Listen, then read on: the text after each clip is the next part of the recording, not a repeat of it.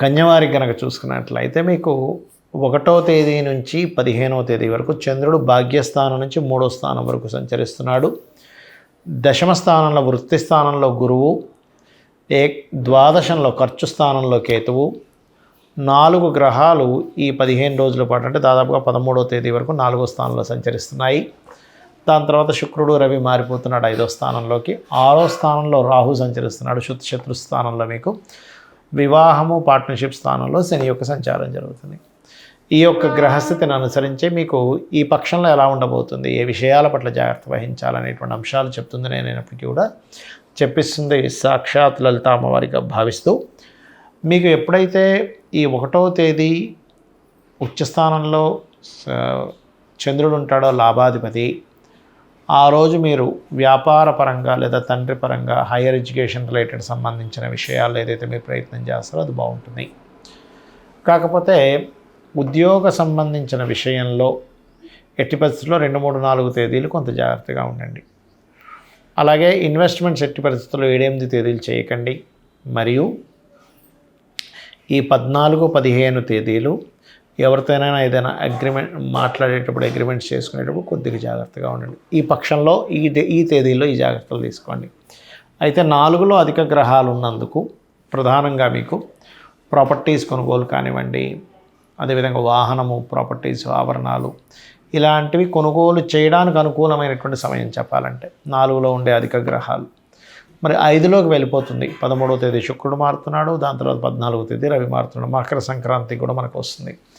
కాబట్టి నేను చెప్పేది ఒకటే, ఇక్కడ మీరు ఏదైతే చేస్తారో అంటే మీ పక్ష ఫలితాలలో మనకి పంచమ స్థానంలో శుక్రుడు ఉన్నప్పుడు మీకు 13వ తేదీ నుంచి సంతానం కోసం చేసే ప్రయత్నం అనుకోండి, లేనట్లయితే క్రియేటివ్ ఫీల్డ్లో సినిమా ఫీల్డ్లో ఉండేటువంటి వరకు వచ్చే అవకాశం అనుకోండి, స్నేహితుల ద్వారా కొంతవరకు లేదా లవ్ అఫైర్ రిలేటెడ్ సంబంధించిన విషయాల్లో కొంతవరకు అనుకూలత ఇటువంటివి కనబడుతున్నాయి. అయితే ఇక్కడ 6వ స్థానంలో రాహు ఉన్నందుకు కాంపిటీషన్ విషయాలు చక్కగా కలిసి వస్తుంది.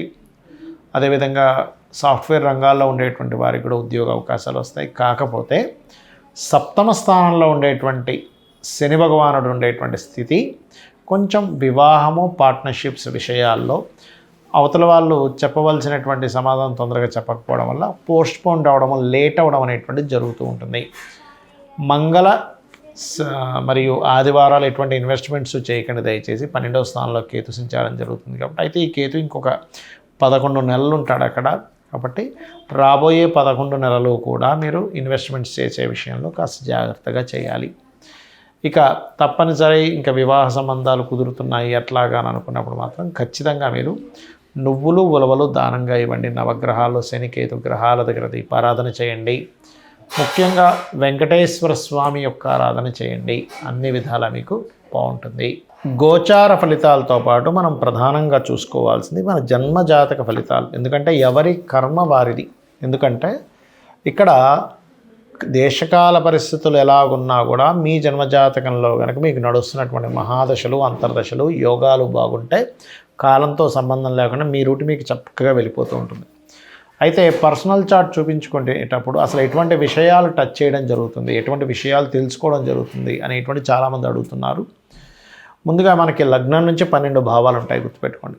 లగ్నము అంటే జీవుడు, అతని యొక్క తత్వం ఏమిటి అనేది మనిషిని చూడకుండా జస్ట్ జన్మజాతకం చూసి ఈయన ఇలాంటి వ్యక్తి, కోపంగా ఉండే వ్యక్త, కూల్గా ఉండే వ్యక్త, లేకపోతే కొంచెం జాగ్రత్త ఎక్కువగా ఉంటాడా, ఆధ్యాత్మికంగా ఉంటాడా, సీక్రెసీగా ఉంటారా, బాగా తెలివిగా ఉంటారా, లేనట్లయితే ఎక్కువ గొడవలు పెట్టుకుంటాడా, వర్కాలిక, బిజినెస్ మైండెడా, సేవాతత్వం అన్నీ తెలుస్తాయి, గుర్తుపెట్టుకోండి.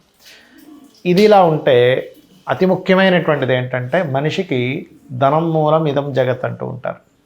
అంటే ఏమిటి, మనకు కావాల్సిన ధనం కాబట్టి దానివల్ల ఫ్యామిలీ రన్ అవుతూ ఉంటుంది. అయితే మీకు ఇక్కడ రూట్ ఏంటంటే ఆస్ట్రాలజీలో చెప్పే గొప్ప విషయం ఏంటంటే మీకు అసలు డబ్బులు వచ్చేటువంటి బిజినెస్లో వెళ్తున్నారు, లేకపోతే ఒక లైఫ్లో ఒక ఆశ ఉంటుంది, నేను ఫలానా సమయానికైనా నేను సంపాదిస్తానా లేదా, ఆ పర్టికులర్ పాయింట్ అనేటువంటి చెప్తుంది, గుర్తుపెట్టుకోండి. అలాగే మరొక విషయం ఏంటంటే ఇక్కడ గమనించినట్లయితే దీంతో పాటు మీకు ఈ ధనాన్ని ఇచ్చేటువంటి కాంబినేషన్ ఒక ఎత్తు అయితే ధనం ఏ రూట్లో వస్తుంది, ఏ మార్గం ద్వారా ధనం వస్తుందని చిన్నప్పుడే తెలుసుకుంటే మీరు చదివే ఎడ్యుకేషన్ చాలామంది చూడండి, పలానా చదివానండి కానీ నాకు అది ఉపయోగపడలేదు, ఇంకో దాంట్లో వెళ్ళిపోయానంటూ ఉంటారు. అలా మీకేంటంటే ఈ సెకండ్ హౌస్ ఏదైతే ఉందో, ఈ సెకండ్ హౌస్ లార్డ్ ఎవరో, సెకండ్ హౌస్ ఎప్పుడు యాక్టివ్గా ఉంది, ఎప్పుడు డియాక్టివ్గా ఉంది, ఇన్వెస్ట్మెంట్ స్థానం పాడైన సమయంలో చాలామంది తెలియక ఇన్వెస్ట్మెంట్స్ చేస్తూ ఉంటారు. అటువంటిది పర్టికులర్గా ఏ ప్లానెట్ మీకు ఇన్వెస్ట్మెంట్ ఆపుతుంది, దానికి ఎటువంటి పరిహారం చేసుకుంటూ ముందుకు వెళ్తే మీరు చేసే ఇన్వెస్ట్మెంట్స్ బాగుంటాయి. అది గృహం కొనుక్కునేది ఏ సమయము, అదేవిధంగా ఏ డైరెక్షన్లో కొనుక్కుంటే బాగుంటుంది, ఆల్ డైరెక్షన్స్ ఈజ్ గుడ్. అదేవిధంగా వివాహానికి కూడా సమయం ఉంటుందండి. అంటే ప్రతి వ్యక్తికి కూడా ఒక 20 ఏళ్ళ వయసు, 20-21 ఏళ్ళ వయసు నుంచి, కొంతమందికి 18-16 ఏళ్ళ వయసు నుంచే కూడా స్టార్ట్ అవుతున్నారు. కాబట్టి ఎర్లీ మ్యారేజ్ యోగం ఉండేటువంటి వారు ఆ సమయం నుంచే ప్రారంభమవుతారు. అయితే ఇక్కడ నేను చెప్పేది ఒకటే,